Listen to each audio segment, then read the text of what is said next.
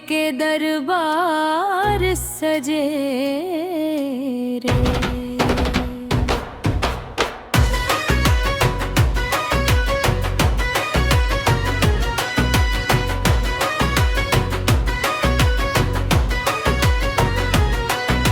सावन में बरसे बदरिया हो, मनवा बोले भोले भंडारी हो। कांवर लेके चली देव घर, जय जय बोले दुनिया सारी हो।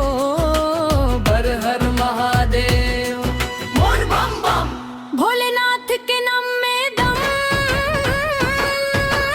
बोल बम बोल बम, मनवा पुकारे भोले बाबा हमार दुखवा हरे। बोल बम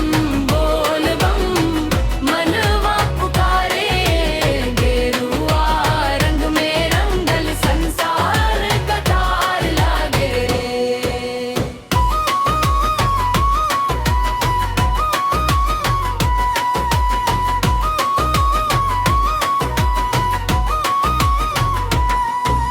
सुल्तानगंज से गंगा जल लेके कांवरिया चले मुस्कात, कदम कदम पर भोले के नाम मुख से निकले दिन रात। घुंघरू बाजे डमरू बाजे, गूंजे शिव के जयकार।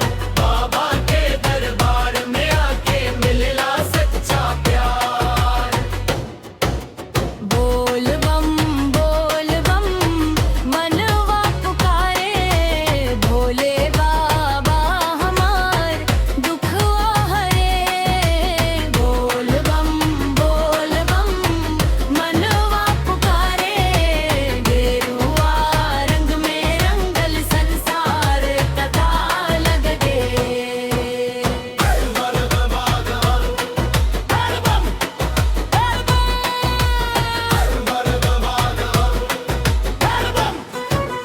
भोले बाबा माथे तन्नम, गले में नाग विराजे।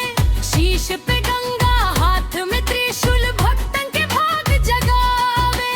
मन में जेकर सच्ची श्रद्धा, उसके खाली न हाथ। एक बेर बाबा के नाम जपा, मिट जाई जीवन के रात। हे भोलेनाथ तोहरे भरोसे जिंदगी हमारी, तोहरे चरण में दुनिया सारी। दुखवा हरला सुखवा देदा, रखी हो बाबा लाज हमारी। बोल बम गूंजे पहाड़, भोले के भक्त चले अपार। देवघर नगरी आज सजीबा, खुशी बा।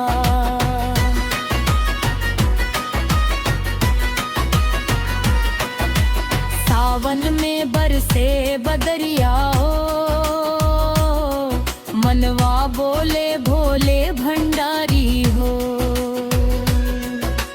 कांवर लेके चली देव घर, जय जय बोले दुनिया सारी हो। हर हर महादेव बोल बम। सावन दिसती चिलक में भोले बाबा, सबके मनोकामना पूरा करे।